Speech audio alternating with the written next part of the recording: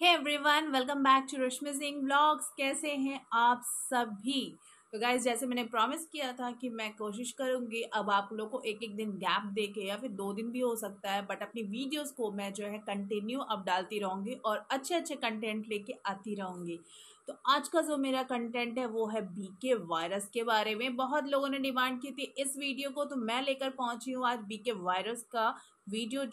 But please एक request है कि मेरी वीडियोस को पूरा ज़रूर देखा करिए, क्योंकि मेरी वीडियोस रहती है नॉलेजेबल और मैं पूरे कोशिश करती हूँ कि मैं अच्छे से अच्छे आप लोगों को जो इन्फॉर्मेशन पहुँचा सकूँ, और ऐसी इन्फॉर्मेशन जो आप लोग के लिए काफ़ी हेल्पफुल रहे।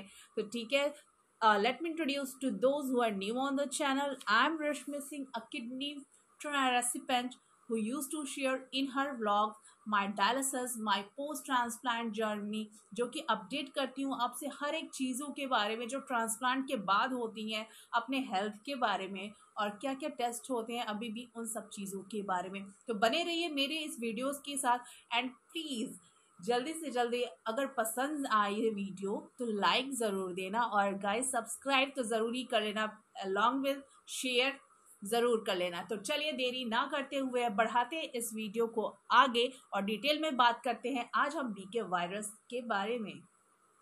तो जैसा मैंने प्रॉमिस किया है कि मैं बीके वायरस के बारे में डिटेल में बात करूंगी, तो सबसे पहला जो मेरा पॉइंट है वो है what is actually a BK virus. BK virus actually में होता क्या है? तो सबसे पहले ये बात आना चाहूंगी कि ये एक ऐसा वायरस है जो कि हमें कहीं ना कहीं बचपन में ही हो जाता है, और कितने लोगों को नहीं होता है, इट मीन्स कितने बच्चों को नहीं होता है। बट अगर ये वायरस हमारी बॉडी में उसी टाइम एंटर करता है तो ये हमारी बॉडी में हमेशा के लिए एंटर हो जाता है। ठीक है, ये जैसे कॉमन सिम्टम्स होते हैं ना, कोल्ड, फ्लू, इन सब के द्वारा ही ये वायरस जो है हमारी बॉडी में कहीं ना कहीं वो एंटर कर देता है, और एक बार अगर ये घुसा ना तो वो फिर घुस ही जाता है हमारी बॉडी में। बट सबसे अच्छी बात है ये हमें हार्म नहीं पहुंचाता। एक तरफ से कह दे तो इसे हम लेटेंट कह सकते हैं। लेटेंट मतलब जो कि ना बहुत सो गया है। ठीक है, जैसे कुंभकर्ण ताय तो वैसे ये वायरस होता है सो गया है, लेकिन कुंभकर्ण तो उठता नहीं है, और ये जो है वायरस जाग जाता है इन द सेंस कि ये तब जागता है जब हमारी बॉडी की जो इम्यूनिटी होती है वो कम होने लगती है। यानी अगर हमारी लड़ाई करने की क्षमता कम हो जाती है बीमारियों से, तब इस वायरस को जो है ना नींद से जागना है, और वो आ जाता है इन्फेक्शन के रूप में हमारी बॉडी में। तो ये होता है बीके वायरस, जो कि हमारे चाइल्डहुड में ही हमारी बॉडी में एंटर कर लेता है। अब आप पूछोगे कि ये बीके वायरस जो है जागरूक कब होता है? तो ये जागरूक तब होता है, मतलब what is the risk when BK virus, yes, its wake up is like organ transplant बस किडनी ट्रांसप्लांट ही नहीं, लिवर ट्रांसप्लांट और एनीथिंग लाइक दैट, उसकी वजह से भी हो सकता है, वो बढ़ावा दे सकते हैं इसको। उसके बाद से बहुत ऐसी हेल्थ कंडीशन आती है, लाइक डायबिटिक हो जाते हैं हम, या फिर HIV एंड ऑल, ये सब जो हो जाती है बीमारी जिसमें हमारी इम्यूनिटी एकदम से खत्म होने लगती है। उस टाइम ये वायरसेस जो है जागरूक हो जाते हैं। बढ़ती हुई उम्र में जब इम्यूनिटी हमारी कम होने लगती है तो कहीं ना कहीं जो है ये वायरस जो है जागरूक होने लगता है। तो वही किडनी से रिलेटेड उसकी कोई किसी भी प्रकार की सर्जरी होती है ना, उस टाइम भी हमारी इम्यूनिटी बहुत कम हो जाती है, और जिसके कारण ये वायरस जो है हमारी बॉडी में जागरूक होता है, जो कि बहुत ही टाइप के इन्फेक्शंस लेके आता है अपने साथ में। और यही सारे ऐसी चीज़ें हैं जो कि बीके वायरस को मजबूर करती हैं जागने पे।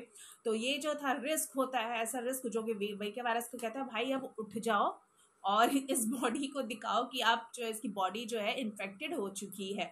ठीक है, तो ये होता है रिस्क के बारे में। अब हम अगला बात करेंगे कि ट्रांसप्लांट पेशेंट्स को क्यों है खतरा बीके वायरस से। आखिर बीके वायरस जो है उनको खतरा क्या है और इनके रिस्क क्या है बीके वायरस से। ठीक है, अगर अब हम बात करें कि ट्रांसप्लांट पेशेंट को जो है इसका डर है, वो आखिर क्यों है? एक्चुअली ये होता है कि ट्रांसप्लांट के बाद, इट मीन किडनी ट्रांसप्लांट के बाद या फिर आई थिंक किसी भी ट्रांसप्लांट के बाद हम एंटी रिजेक्शन मेडिसिन लेते हैं, राइट? वो एंटी रिजेक्शन मेडिसिन जो होता है कहीं ना कहीं हमारी इम्यूनिटी को वैसे ही कम करने पे तुला होता है, ताकि हमारी बॉडी जो है नई किडनी को एक्सेप्ट कर सके।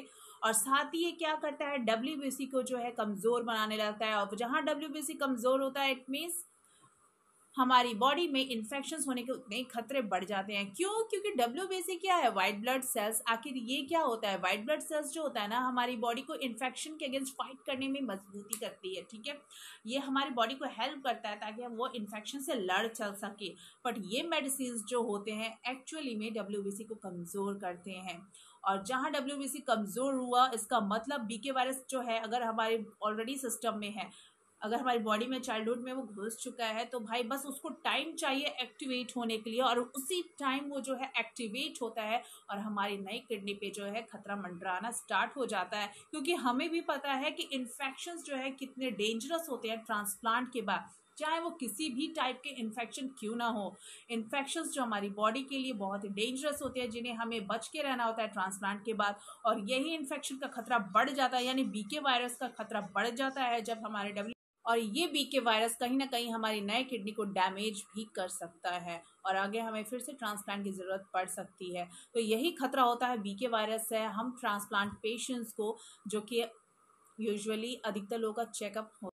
अब हम बात करते हैं सिम्टम्स के बारे में। आखिर ये सिम्टम्स यानी हमें पता कैसे लगेगा कि हमारे में बॉडी में जो है बीके वायरस के चलते इन्फेक्शन हो चुका है। तो उसके कुछ सिम्टम्स ऐसे हैं। पहला नंबर है changes in vision, like blur, आपको धुंधलापन सी नज़र आएगी चारों तरफ। और सेकंड कंडीशन होता है इट्स लाइक यूरिनेशन से रिलेटेड। आपको पता है कि सारा कुछ जो है आपका चेंजेस इन यूरिन कलर, यानी यूरिन का कलर हमें बहुत कुछ बताता है। तो अगर आपकी यूरिन जो है रेड या फिर ब्राउन कलर की हो गई है, तो इस मीन्स जो है आपको ये वायरस इन्फेक्टेड कर चुका है। तीसरा है डिफिकल्टी इन यूरिनेटिंग, या फिर जो आपको ज्वलन होती है यूरिनेट करने में, यानी अधिकतर एक तरफ से देखा जाए तो यूटीआई जो है कॉमन है, इसको कह सकते हैं हम। एंड उसके बाद से आपकी हेल्थ कंडीशन लाइक बहुत फीवर होना, वीकनेस फील करना, एकदम मसल्स पेन होता है, क्रैम्प होने लगती है हमारी बॉडी। ये सब ऐसे सिम्टम्स हैं जिसमें हमें इस वायरस का होने का खतरा होता है। तो वही जो है आपको बार बार कफ होना, कोल्ड होना, ये सारी चीज़ें, या फिर हमें सांस लेने में प्रॉब्लम करना, ये सारी चीज़ें जो हैं सिम्टम्स ऐसे हैं जो बताते हैं कि हमारी बॉडी में बीके वायरस जो है जागरूक हो चुका है और कहीं ना कहीं हमारी बॉडी जो है इन्फेक्टेड हो चुकी है ऐसे वायरस से। इन सारे डिस्कशन के बाद अब बात आती है कि भाई अब वायरस तो हो गया, ठीक है, अगर हमारी बॉडी इन्फेक्टेड हो गई तो क्या इसका ट्रीटमेंट पॉसिबल है या फिर नहीं है। तो आजकल दुनिया में ऐसा कुछ भी नहीं रह गया जिसका ट्रीटमेंट पॉसिबल नहीं हो पाया। इनमें कैंसर का भी इलाज आजकल हो चुका है। तो इसका ट्रीटमेंट के लिए ज़्यादा क्या है कि अगर डॉक्टर्स जो होते हैं ना, वो हमारे एंटी रिजेक्शंस जो मेडिसिन होती हैं उनके अमाउंट को वो डिक्रीज कर सकते हैं। तो फिर क्या होता है, ये वायरस जो है इसको हम डिक्रीज कर सकते हैं, ठीक है। वही कुछ ऐसे ड्रग्स आते हैं जिनको डॉक्टर्स जो अगर इनहिबिट करेंगे हमारे ब्लड में, तो ये बस इतना कर सकते हैं कि हमारी नई किडनी को है इन्फेक्शन तो हो सकता है हमें, बट ये जो है ना नई किडनी को ये कहीं ना कहीं बचा सकते हैं, मतलब डैमेज नहीं करेंगे। तो ऐसी कुछ मेडिसिन हैं, ये डॉक्टर्स ही आपके सजेस्ट करेंगे। तो प्लीज़ अगर आपको लगता है कि ऐसे कुछ इन्फेक्शंस हैं हमारी बॉडी में से, कोई सिम्टम्स आ रहे हैं ना, तो एक बार ज़रूर अपने डॉक्टर के पास जाओ यार, कंसल्ट करो और प्लीज़ अपना टेस्ट ज़रूर से ज़रूर कराओ इस वायरस से। तो इसका ट्रीटमेंट बस इतना ही बताया गया है और कोशिश तो यही होती है कि भाई जिसको ये भी वायरस हो उसका इलाज अच्छे से किया जाए। तो इतना ये सारी चीज़ें डॉक्टर्स के ऊपर है। तो प्लीज़ इधर उधर इलाज कराने से अच्छा आप सिर्फ और सिर्फ अपने डॉक्टर से कंसल्ट करें इस बारे में।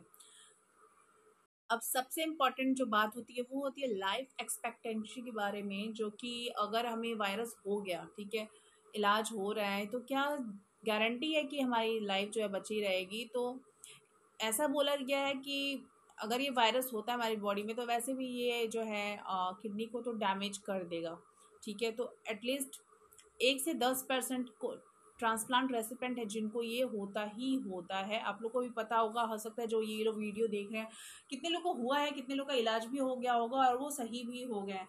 तो एक्चुअली में ये हमारी नई किडनी को सर्वाइव नहीं करने देता, थोड़ा सा है ज़िद्दी टाइप का। और अगर देखा जाए तो अगर ये वायरस होता है तो 30 से 80% जो है हमारे ग्राफ लॉस यानी जीएफआर को नीचे कम करने लगता है। और जीएफआर नीचे जितना ही जाता है आपको पता है कि क्या होता है।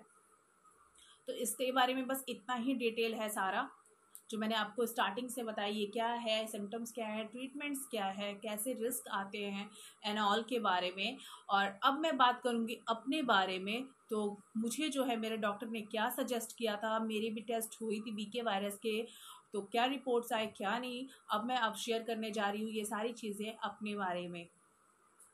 तो जैसा कि बहुत लोगों ने पूछा था कि क्या मेरा बीके वायरस अभी तक हुआ है टेस्ट या नहीं हुआ है, तो गाइज ये मैं बता दूं कि मुझे भी कितने टाइम से फीवर आ रहा था, जैसे आप लोग को भी पता था। मुझे वीकनेस बहुत ज़्यादा हो रही थी, इवन थोड़ी बहुत वीकनेस अभी भी है कहीं ना कहीं। और ये वीकनेस थी, मसल्स पेन, मसल्स क्रैम्प्स होते थे बहुत ज़्यादा। इवन मेरी उंगलियां ना कभी कभी ऐसे स्टिक हो जाती थी। होती हैं आप लोग की, अगर होती हैं कि नहीं होती है मुझे ज़रूर बताना। जैसे ना एक बार में ऐसे हो जाता है और जल्दी ओपन नहीं होती हैं, तो ये सारी चीज़ें जो होती हैं यानी आपकी बॉडी जो है वीक हो जा रही है। तो ये जब प्रॉब्लम मुझे आई तो सारा कुछ टेस्ट करने के बाद डॉक्टर को क्लियर नहीं हो पा रहा था कि आखिर इसको ये प्रॉब्लम क्यों हो रही है, जबकि मुझे यूरिनेशन में कोई भी प्रॉब्लम नहीं आ रही थी। बट फिर भी मेरी यूरिन की भी जांच हुई, जैसे मैंने बताया अभी यूरिन कल्चर भी हुआ है। तो डॉक्टर ने उससे पहले ही मुझे बोल दिया था भाई बीके वायरस का एक टेस्ट होता है जो कि आपको कराना पड़ेगा। तो उस टाइम मैंने जब ये इसका नाम सुना थोड़ा सा मैं डर गई थी यार, बीके वायरस तो मैंने बहुत सुना है, कमेंट्स में आते थे कि मैम इसके ऊपर एक वीडियो आप बनाओ। तो ये आज आखिर में मुझे भी सामना करना ही पड़ा इस वायरस के टेस्ट का। तो हालांकि टेस्ट हुआ और इसके टेस्ट थोड़े से एक्सपेंसिव आते हैं बीके वायरस के, राइट। सारे टेस्ट से इवन टैक लेवल से भी ज़्यादा इसका जो है चार्ज आता है बीके वायरस का। मेरा नियर अबाउट 5800 कुछ लगा था, और ये मैंने पैथ लैब से करवाया था। यूजुअली मेरे सारे टेस्ट एंड रिपोर्ट्स जो है ना वो सारे पैथ लैब से ही हम करवाते हैं यहाँ पे। तो फाइनली मेरा भी बीके वायरस का टेस्ट हुआ, ब्लड टेस्ट हुआ, और उसके रिपोर्ट आया मुझे, and report was like the virus is not detected. वो चीज़ देख के मतलब जो सुकून मिला, आपको भी पता है अगर इन सारी सिम्टम्स है इसके ट्रीटमेंट क्या है, ये सारी चीज़ें देख रहे जो सुकून मिला है। फिर मैंने रिपोर्ट जो है डॉक्टर को भी दिखाई दी, डॉक्टर वाज ओके लाइक अच्छा ठीक है आपको ये इन्फेक्शन एटलीस्ट नहीं है, यानी वायरस से आपको इन्फेक्शन नहीं है, जो कि बहुत अच्छी बात थी। तो बस मेरा यही था बीके वायरस के बारे में, मैंने सारे डिटेल्स आज आप लोग को बता दी कि वायरस क्या होता है। और मेरा भी टेस्ट इसीलिए हुआ था क्योंकि जो वीकनेस होती है, फीवर होती है, जो बार बार हमें आती है ना, तो इस वायरस को डिटेक्ट करवाना ही पड़ता है ट्रांसप्लांट पेशेंट्स को, रेसिपेंट्स को। तो स्पेशली कितने होता है कि डॉक्टर्स जो है, कितने लोग अगर बॉडी ऐसी होती है तो ट्रांसप्लांट के बाद अगर बहुत ज़्यादा फीवर्स है ना, चिल्स आते हैं लोगों को, तो उनका बार बार जो है बीके वायरस का टेस्ट होता है। यूजुअली मंथली भी हो जाता है ये वायरस का टेस्ट, मेरा पहली बार हुआ था। तो गाइज यही सारी इन्फॉर्मेशन थी। उम्मीद है मेरी जो इन्फॉर्मेशन है आप लोग को इन्फॉर्मेटिव लगी होगी। तो प्लीज़ अगर ज़रूर लगे तो एक लाइक देने में हिचकिचाना नहीं, एंड प्लीज़ यार सब्सक्राइब ज़रूर किया करो, मेरी वीडियोस को शेयर ज़रूर किया करो, और पूरी वीडियो ज़रूर देखा करिए। तो चलिए मिलते हैं नेक्स्ट व्लॉग में फिर से कुछ नए कंटेंट के साथ। तब तक के लिए पॉजिटिव रहिए, पॉजिटिव सोचिए, और हमेशा चेहरे पे मुस्कुराहट रखिए। इसके साथ ही मैं रश्मि सिंह व्लॉग्स आप सबको धन्यवाद करती हूँ और नमस्कार करती हूँ। Let's meet in the next vlog.